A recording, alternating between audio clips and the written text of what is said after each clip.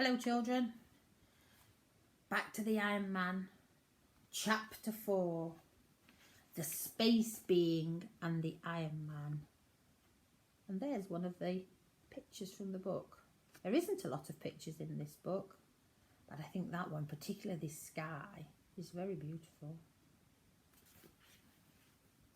One day there came some strange news. Everybody was talking about it. Round eyes, busy mouth, frightened voices. Everyone was talking about it. One of the stars in the night sky had begun to change.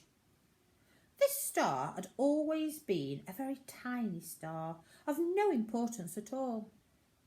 It had shone up there for billions and trillions and zillions of years in the constellation of Orion. That great shape of the giant hunter that strides across space on autumn and wintry nights.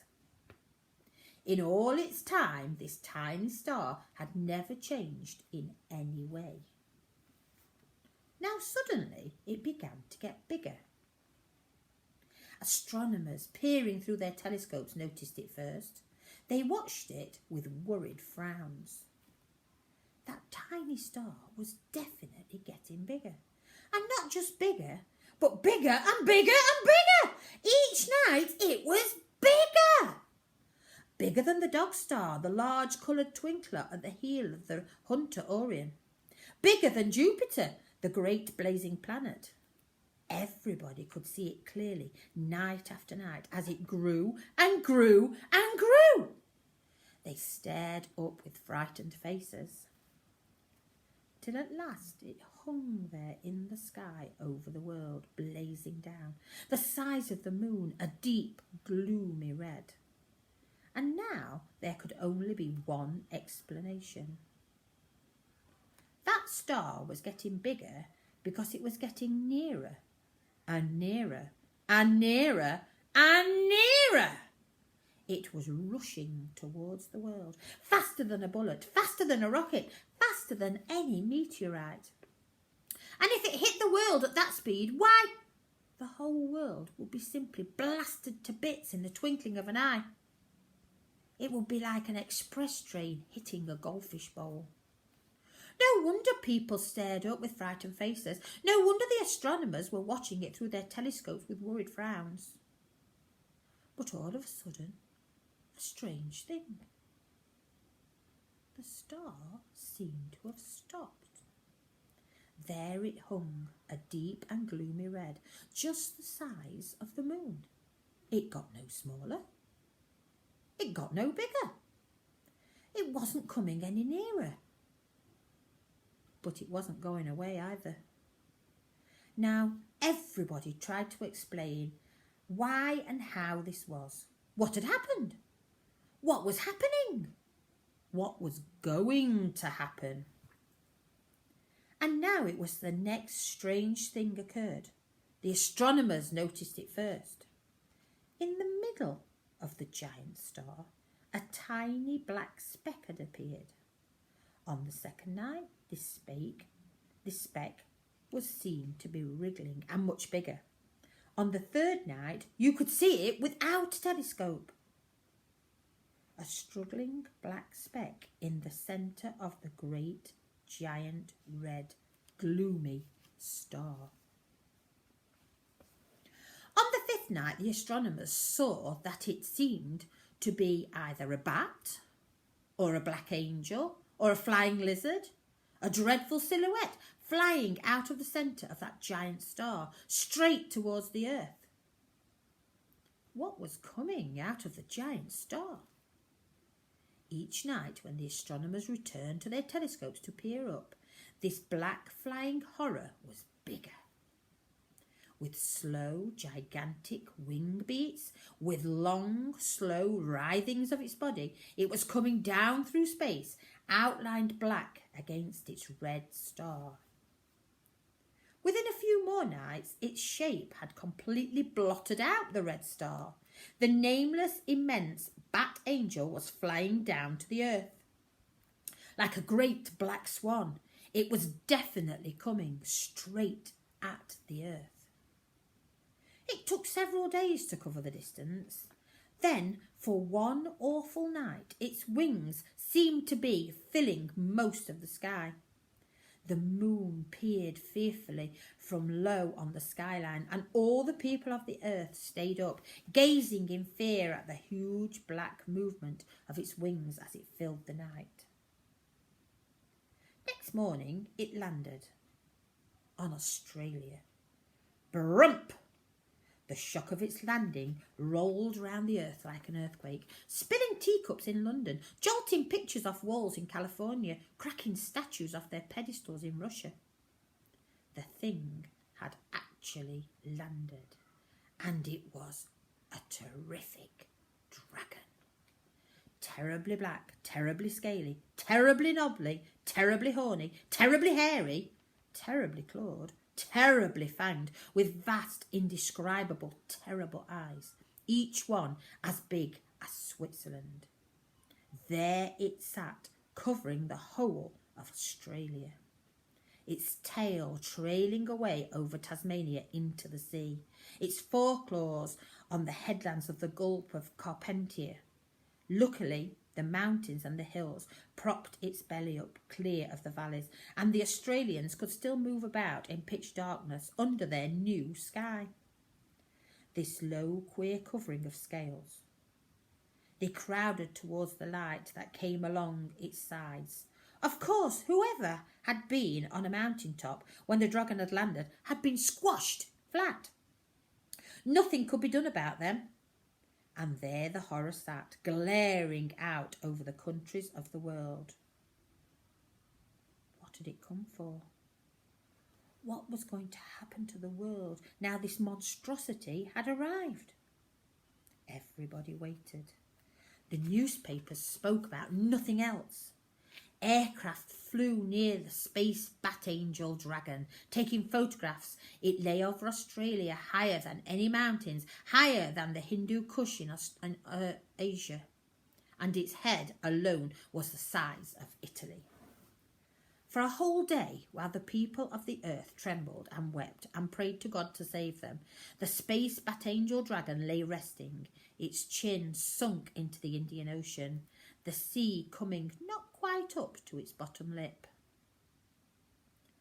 But the next morning early, its giant voice came rumbling round the world. The space bat angel dragon was speaking. It wanted to be fed. And what it wanted to eat was living things.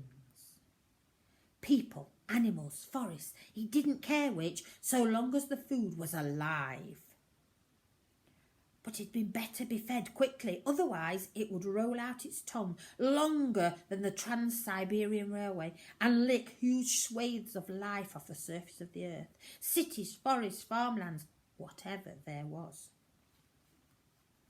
It would leave the world looking like a charred pebble, unless it were fed, and fed quickly. Its voice shook and rumbled around the earth for a whole hour as it delivered its message. Finally, it ended and lay waiting. The peoples of the world got together. If they fed it, how could they ever satisfy it? It would never be full, and every new day it would be as hungry as ever. How can you feed a beast the size of Australia? Australia is a vast land. All the countries of Europe would easily fit into Australia. The monster's stomach alone must be the size of Germany.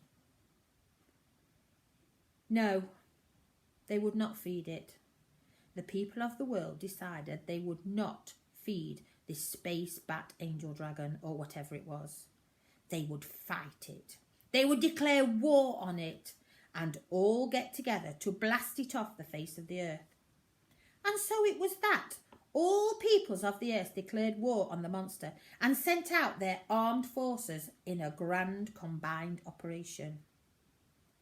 What a terrific attack!